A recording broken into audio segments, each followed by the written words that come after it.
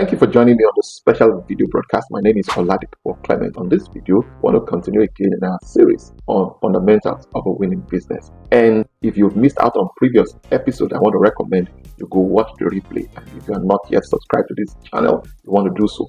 You want to also share with people within your network who are either in business or looking to start a business. Some of the things we're looking at are rudimentary, but they are essential. They are foundational for any successful business. All right. So the next important fundamental we want to look at is you must understand that business is not work based on theories taught in classroom. All right. I believe a lot. I invest heavily in personal development, in going for courses, in going for trainings, in advancing my professional development. I invest a lot in that. But I've come to realize that it does not end in classroom. Right. It does not end in classroom. That's why I often say to people that 24-hour classroom training can never ever compare with 1 hour field training. All right. So there's always something in the field that will require situational analysis, that will require something that you never factor, in the classroom. And that sometimes, and I say this with, no disrespect, to most of our professors in business schools and all of that. A good chunk of them now run businesses and own businesses, and then even are on the board of different companies around the world. So, but there are those who literally are just employees who don't understand the intricacies of starting, running, and growing and scaling the business. And so how much information can such a person pass across to you? Well, of course, like I said, we now have professors and lecturers in business schools around the world who are now major players in different sectors around the world. So, and people who are in the marketplace now are going into the classroom again. So they're bringing in, into classroom real-time experience. This is exactly what we need. I recently stumbled on a particular video of a young man in Nigeria who started his own automobile assembling plant, and how he situated the assembling plant in an institution in school of higher learning, right? And it's a very, I love that creative deployment of their business idea.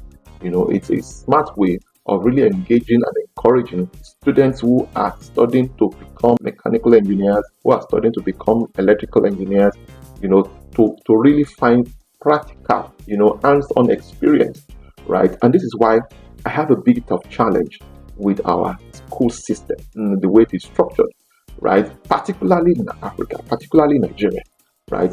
And the reason is this: a lot of times people, they go through school and the school hardly go through them, and you really can't blame them. Why? Because the system, the curriculum that is used to manufacture, the graduates of today is entirely outdated, right? Many of the things that are relevant in the marketplace today are not even taught to those organizations or institutions that are now really modifying a lot of things, and to more forward-looking institutions around Nigeria and some rest of Africa. But you see, the emphasis for me is that whatever it is you got in school is not sufficient to make you a success in the real business world. And this is why you must understand it does not end there. I recall a friend of mine asking one of his lecturers, many years ago, while he was still in a higher institution. And I recall he was studying mechanical engineering and was asking the man, his lecturer, he said, "Sir, what is the application of dy dx, right?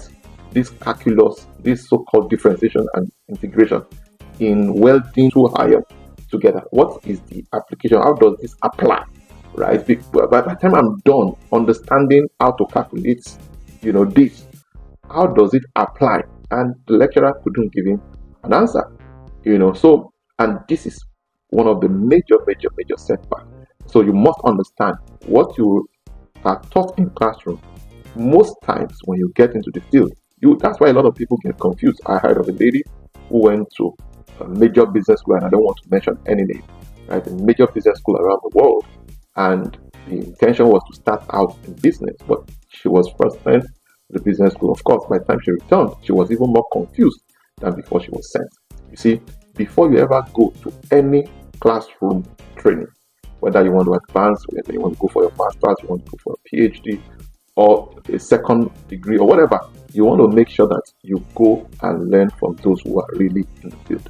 The only way to interpret, and that's why I love the Montessori system of education, right? Because it teaches not from abstract to solid, or from abstract to real life. It teaches from real life to abstract.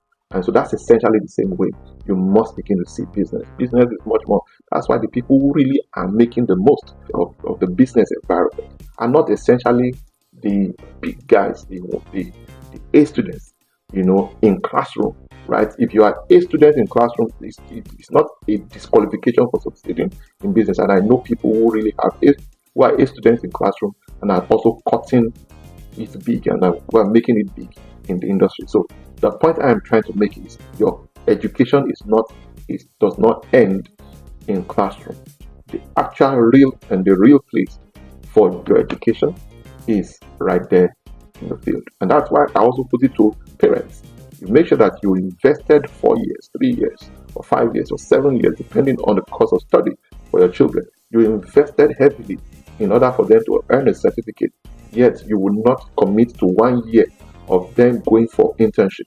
It's an aberration. It's an error on your part and my part. I mean, for those of us who are parents and you have children, and this is to you. For those of you who don't yet have children, when you eventually have children, don't just make the investment for them to get classroom education and earn a certificate, right? Also be willing and more committed to investing in them gaining real life business experience. This is one thing that will tremendously impact our world. Understanding this will help you succeed, because I'm an employer of labor. We run different companies, and I know that sometimes the basis upon which we hire in the past is no longer the same basis upon which we hire now. We don't hire on the basis of your certificate. We hire now on the basis of your ability to get a job done.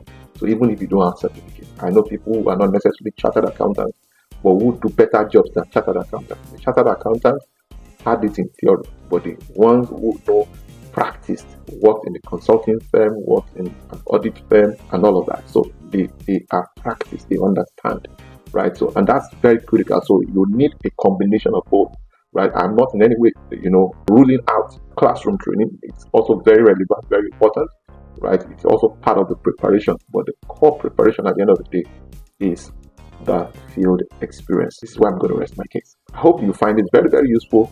So please feel free to subscribe to this channel, comment. If there's any particular subject matter you would want us to talk about, please feel free to drop it in the comment below. And then if you have any question whatsoever, please also feel free to drop them. And then feel free also to share this with those who are in business or looking to start their own business. I see you in the next video. Bye for now.